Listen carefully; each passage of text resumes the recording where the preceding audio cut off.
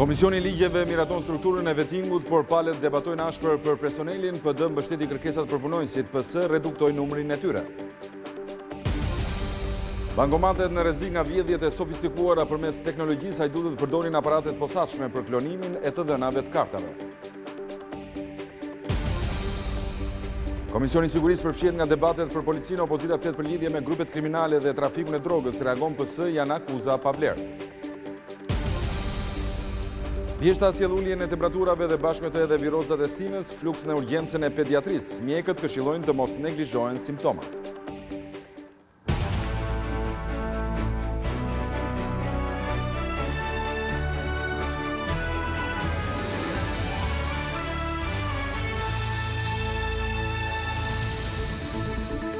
Nderuar zonja dhe zotrin, përshëndetje, mirë se erdhët në edicionin informativ të orës 15 këtu në Vizion Plus. Komisioni i ligjeve miratoi sot mes debatesh strukturën e organeve të vettingut. Opozita mbështeti të gjitha kërkesat për personelin si dhe pagesat, por mazhoranca i ka konsideruar ato të tepërta. Në fund socialistët vendosën reduktimin e numrit punonjësve dhe po ashtu refuzuan edhe shpërblimin për vështirësi pune. Procesi i vettingut është ndëruar prej kohësh në një moment pasioni në arenën politike ku partitë nxitojnë të deklarojnë se kush e do më shumë skanimin e gjyqtarëve dhe prokurorëve. Shprehim mbështetjen tonë ndaj gjithë procesit të vettingut, që ai të realizohet në mënyrë të pavarur nga organe të pavarura dhe të pakontrolluara nga qeveria. Unë në fakt do filloj t'ju dua kur të shoh qytetarin e parë të kënaqur për vendimarrjes tuaj. Atëherë kur një gjyqtar apo një prokuror që nuk bën atë që duhet të bëj, të largohet nga detyra për shkak të vendimarrjes tuaj. Kështu ka ndodhur edhe në Komisionin e Ligjeve, ku diskutoi organika e institucioneve të vettingut. E opozita ka këmbgulur që të plotësohen të gjitha kërkesat e këtyre institucioneve për personel dhe paga. Madje PD ka shkuar dhe më larg, duke propozuar më shumë personel, se sa njerëzit e vettingut kanë kërkuar.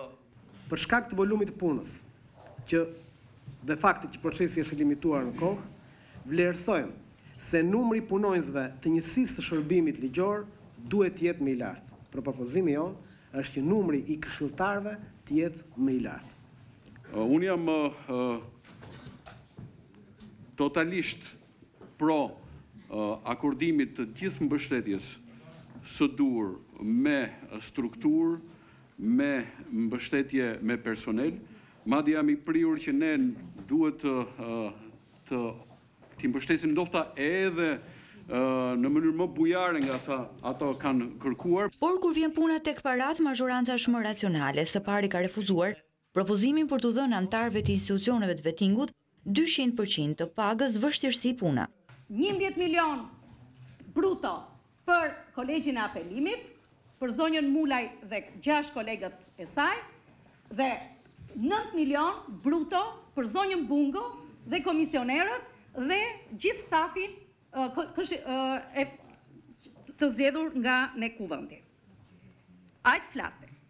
A është paga ajo që ka të bëjë me integritetin e tyre dhe fakti që thuhet këtu që tha zoti Ali Beaj që ne nuk duhet kurse si t'i cënojmë pavarësinë, se unë them që paga është shumë e rëndësishme dhe do kem pagë jashtëzakonisht mirë, se janë institucione të rëndësishme, por fakti që kuvendi i Shqipërisë i përcakton pagën kryetarit gjykatës lartë, antarëve gjykatës lartë, pagat e gjykatës kushtetuese, nuk tregon që ne kemi vënë në varësi këto institucione.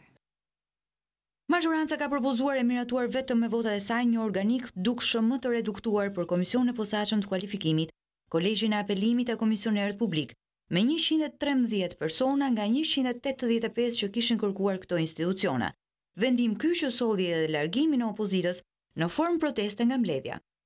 Hedhim në votim projekt vendimin për miratimin e strukturës dhe organikës të Komisionit Pavarur të Kualifikimit sipas propozimit të relatorës dhe tabelës bashkangjitur. Kush është dakord? Pro, asnjë kundër, asnjë abstenim, miratohet. Prokurori i përgjithshëm Adriatik Llalla thiri në takim drejtuesit e prokurorive të gjitha niveleve. Teme diskutimit ishte ecuria e procesit të vlerësimit profesional të prokurorëve në kuadër të ligjit vettingut. Në njoftimin për shtyp thuhet se prokuroria e përgjithshme ka detyrimin ligjor që të mbështesë komisionin e vettingut. Gjatë takimit Llalla tha se në fund kësaj jave duhet të përfundojë vlerësimi profesional për prokurorët, kandidatët për Këshillin e Lartë të Prokurorisë, si edhe për anëtarët prokuror të Këshillit të Emërimeve në Drejtësi. Gjithashtu po vjon puna edhe për rivlerësimin profesional të prokurorëve në rrethe. Numri ullët i gjyqtarëve në Vlorë ka bërë që gjykata e rrethit të mbytet nga dosjet. Kreu i këtij institucioni Skënder Haluçi shpjegon se çdo gjyqtari duhet shqyrtojë deri 900 çështje në vit. Gjykata e Vlorës përballet prej kohësh me një ngarkesë mjaft të madhe pune. Një gjyqtari duhet të shqyrtojë mesatarisht 400 deri 900 dosje në një vit. E gjithë kjo vjen për shkak të numrit të vogël të gjyqtarëve. Kreu i këtij institucioni Skënder Haluçi sqaron se duhet ishte minimalisht 2 fishje organikës ekzistuese në raport me numrin e dosjeve. Duke padur parasysh standardet e Bashkimit Evropian ku Shqipëria pas vettingut që në të shkojë, duhet paktën të jetë 2 fishje këtyre gjyqtarëve. Numri i dosjeve që menaxhon një gjyqtar gjatë vitit në proceset civile shkon deri 900 vendime në vit, kurse për proceset penale 300-400. Kryetari i gjykatës së Vlorës, Skënder Haluçi, u ndal edhe tek kriminaliteti në rritje në radhët e minorenëve. Sipas tij, në shpërndarjen e drogës janë përfshirë shpesh edhe të mitur. Në gjykatë po gjykohen çështjet e vitit kaluar që siç dihet botërisht ka pas një rritje drastike të kultivimit të kanabisit sidomos edhe në qarkun e Vlorës dhe numri i këtyre çështjeve është jashtëzakonisht shumë i madh. Ka edhe të mitur të përfshirë në proces, por gjithmonë konstatohet nga gjykata se vinë vetëm punëtorët pa ndërë, jo organizatorët e kultivimit. Në gjykatë vinë vetëm ata punëtorët që vadisin, prashisin dhe ruajnë. Organizatorët e kultivimit të pimëve narkotike nuk kanë ardhur sot për të gjykuar, paktën gjykatën që drejtojnë prej 3 vjetësh. Aktualisht në Vlorë janë në dispozicion 13 gjyqtarë të cilët përballojnë të gjithë volumin e punës. Fal teknologjisë, hajdutët e kanë gjithnjë dhe më të lehtë të vjedhin paratë edhe nga bankomatet. Rasti i fundit i shënuar në Tiranë ishte ai një shtetasi bullgar, i cili përdorte një aparat posaçëm për klonimin e kartave të klientëve. Policia e Tiranës arrestoi një bullgar dhe shpalli një tjetër në kërkim pasi nëpërmjet një aparati të quajtur skimer arrinin të klononin kartat e bankomateve dhe në këtë mënyrë vjedhnin parat pa dijenin e klientëve. Skimers janë në thelb lexues kartash krediti apo debiti me qëllim që të rrëmbejnë të dhënat jashtë shiritit magnetik të kartës. Lexuesi është një pajisje e cila mbi vendoset në vendin ku qytetarët fusin kartat e tyre. Foto tregojnë pajisje të vërteta skimer të vëna në përdorim në bankomate. Aparatet janë vendosur në lexuesin e kartave pa rënë shumë në sy, por shigjetat janë shumë afër lexuesit. Kjo është një shenjë që një skimer është instaluar mbi atë ekzistues, pasi lexuesi i vërtet i kartave do të kishte hapësirë para shigjetave. Për sekretarin e përgjithshëm të shoqatave të bankave, Spiro Brumbulli, rastet e vjedhjes së tyre nuk janë të panjohura, ko që bankat ka një komitet të kartave ku ndajnë informacionin e nevojshëm për ngjarje të tilla.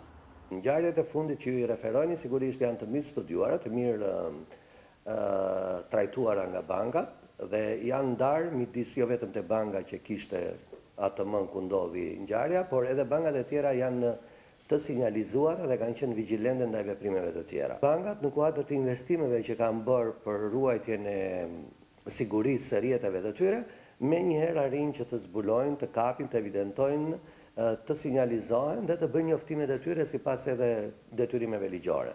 Diçka e rëndësishme si pastij është dhe siguria në përdorimin e teknologjisë. Për sa i përket rimbursimit nëse bëni pre vjedhjes së këtij lloji, Brumbulli thotë se diçka e tillë varet nga hetimi. Nuk mund të themi që ka patjetër një politikë standarde uniforme për të gjitha rastet, jo. Vetëm një gjë është e sigurt që për të gjitha rastet që klientët nuk janë fajtor, sigurisht ata nuk rëndohen.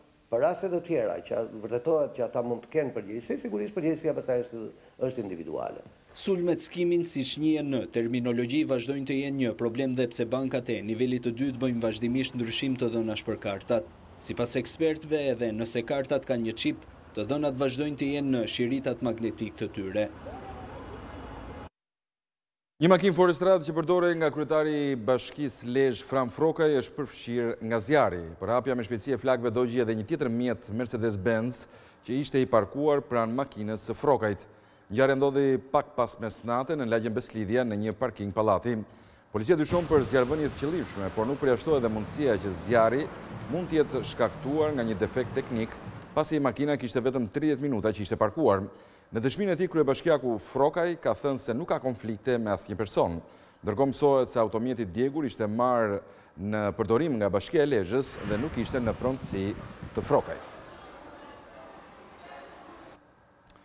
Komisioni i Sigurisë u përfshi nga debatet për punën e policisë. Deputetët e PD-s thanë se trafikantët e drogës mbrohen nga segmentet policisë, por socialistët i quajtën akuzat të pabazuara në fakte dhe prova.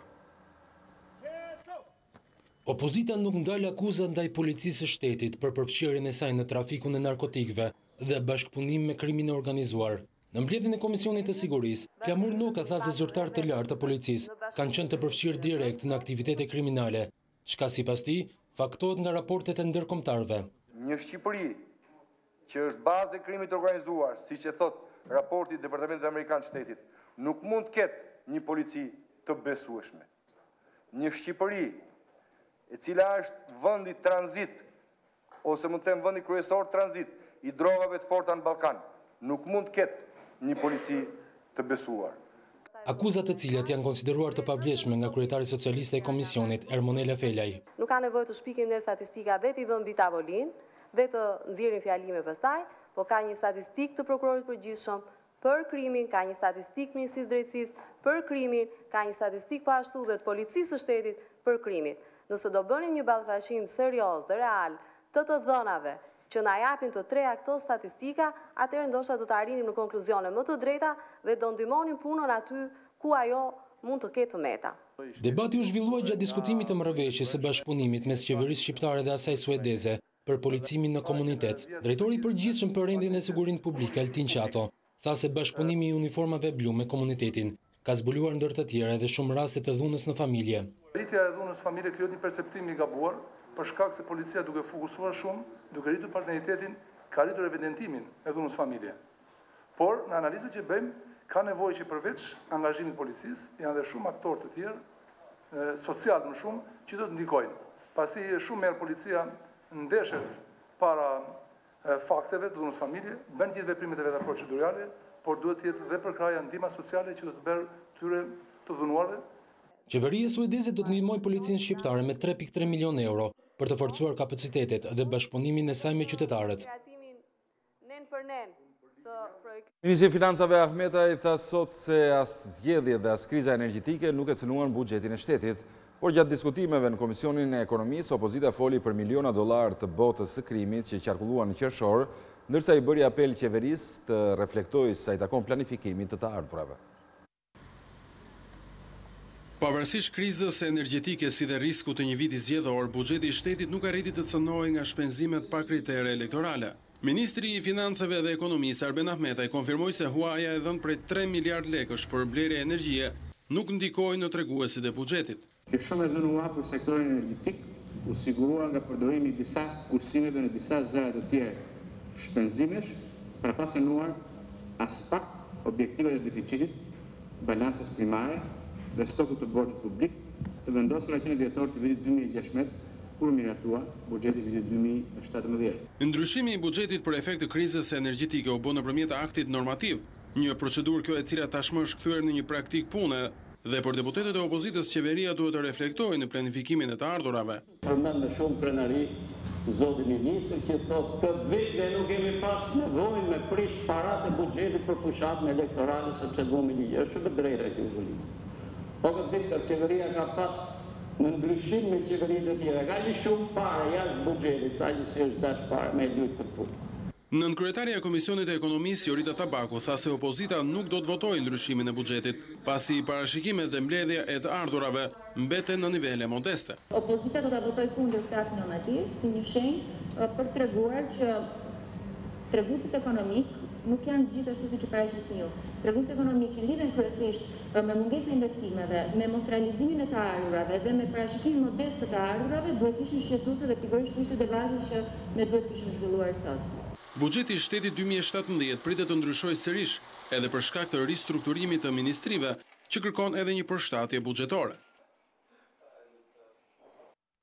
Dekreti i Presidentit të Republikës për ligjin e importit të mbetjeve do të diskutohet në Komisionin e Veprimtarisë Prodhuese, ende nuk dihet nëse majoranca do të reflektojë dekretin e nishanit apo do të tërheqë nismën ligjore nga Kuvendi.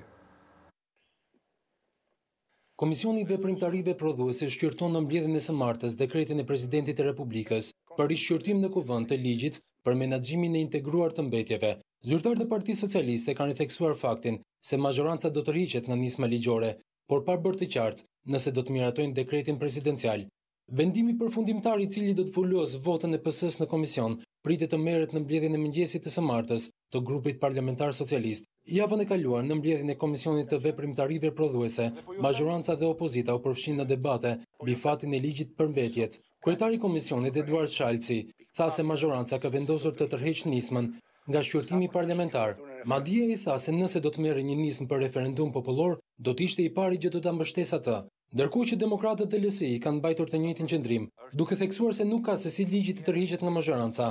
Sipas deputetëve të PD-s dhe LSI-s, Kuvendi duhet të shqyrtojë dekretin e presidentit, që i kthen ligjin dhe kurse si në aspektin juridik Partia Socialiste nuk mund ta tërheqë këtë ligj.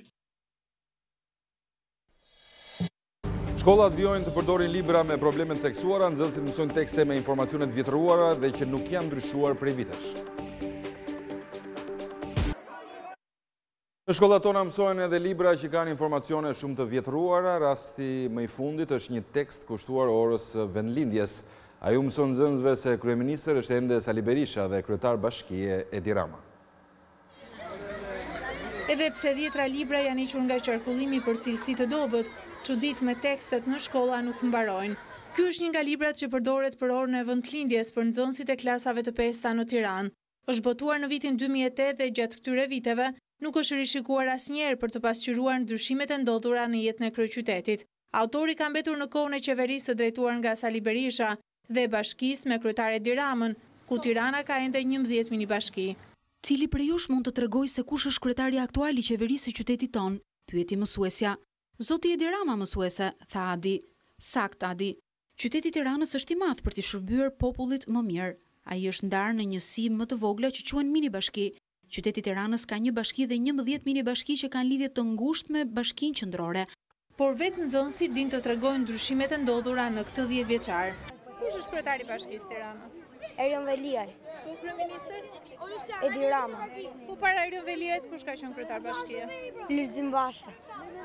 Në 146 faqe krahas të dhënave të gabuara për ditët e sotme, në libër gjen me shumicë reklama biznesesh private, madje edhe vendodhjen e rrugëve e lidh me pozicionin e bizneseve që kanë ndihmuar në botimin e librit. Teksti vendlindjes është jashtë katalogut të miratuar nga Ministria e Arsimit. Për këtë arsye në disa shkolla lejohet të blihet dhe në shkolla të tjera e mbajnë vetëm mësuesit, ndërsa fëmijët e marrin me shënime. Pas shqetësimit të ngritur edhe nga një grup prindrish të shkollës Emin Duraku, vetëm sot drejtoresha u ka komunikuar fëmijëve të mos e mbajnë në çantë. Erdhi sot në klasë dhe tha që nuk janë të miratuar në libra, nuk duhet i blini, sepse nuk kanë pullën dhe janë të bërë që në vitin 2008. Drejtoresha dhe na tha, nuk duhet të merrni këtë libër me vete sepse nuk ka as pullas dhe nuk duhet ta merrni me vete në klasë. Në shtëpi mund ta mbani për shembull, po jo në klasë. Ndërsa Ministria e Arsimit nuk ka asnjë reagim për këtë botim qersharak për ditët e sotme, edhe pse kjo lëndë zhvillohet 2 herë në javë. Bashkë me uljen e temperaturave, stina e vjeshtës ka sjell edhe virozat. Mjekët thonë se ka pasur fluks pacientesh, veçanërisht në pediatri. Ata këshillojnë të bëhet kujdes me të vegjëlit dhe të sëmurët kronik. Vapa prej ditësh që ka lënë vendin temperaturave të ulta. Kjo ka bërë që të rishfaqen virozat e stinës. Urgjenca e pediatrisë ka pasur fluks fëmijësh, të cilët janë paraqitur me temperatura dhe të vjella. Mjekja Bruna Shiroka thot se megjithëse nuk bëhet fjalë ende për një situatë shqetësuese, pacientët duhet të marrin mjekim në spital. Ndryshimi i temperaturave normalisht në stinën e vjeshtës shoqërohet dhe me një rritje të fluksit të pacientëve që vijnë të infestuar nga virozat e stinës. Dhe pikërisht këto 2-3 ditët e fundit, kemi evidentuar numër në rritje të pacientëve që vinë me këto ankesa. Pra viroza testinës tashmë kanë filluar, janë raste të formave të lehta ose të mesme të themi, që kapin të gjithë grup moshat pa përcaktime të përkatësisë sipas grup moshës. Këto janë viroza normale, janë katare stinore që prekin kryesisht rrugët e sipërme të frymarrjes, që në shumicën e rasteve kalojnë pa komplikacione, po sigurisht duan një vlerësim të mjekut që momentet e para. Më të rrezikuarit janë fëmijët dhe të moshuarit që vuajnë nga sëmundjet kronike. Është stina që ndoshta tani duhet filloj vëmendja për pacientët moshuar apo me sëmundje kronike, për fëmijët e vegjël, për fëmijët nën peshë, për problemet fëmijë apo të rritur me probleme shëndetësore kronike që të drejtohen drejt vaksinimit, kundrejt vaksinës së gripit stinor që ka periudhën e vet më optimale të nisë dhe të filloj të aplikohet në gjitha këto grup popullata. Mund të aplikohet kudo, sepse është e këshillueshme për gjithë. Mjekët tonë se këtë vit janë marrë të gjitha masat që të menjanohet situata e gripit e vitit e kaluar. Komisioni i ligjeve miraton strukturën e vettingut, por palët debatojnë ashpër për personelin, PD mbështeti kërkesat përpunojësit, PS reduktojnë numrin e tyre. Bankomatet në rrezik nga vjedhjet e sofistikuara përmes teknologjisë hajdutët përdorin aparatet posaçme për klonimin e të dhënave të kartave. Komisioni i Sigurisë përfshihet nga debatet për policinë, opozita flet për lidhje me grupet kriminale dhe trafikun e drogës, reagon PS, janë akuza pa vlerë. Vjeshta sjell uljen e temperaturave dhe bashkë me to edhe virozat e stinës, fluks në urgjencën e pediatrisë, mjekët këshillojnë të mos neglizhohen simptomat. Shikues nderuar, ishte gjithçka për këtë edicion informativ. Për më shumë informacione në çdo kohë mund të klikoni në adresën tonë të internetit vizionplus.tv, si dhe në rrjetin social Facebook. Bashkë kemi përfunduar tu, mirupafshim.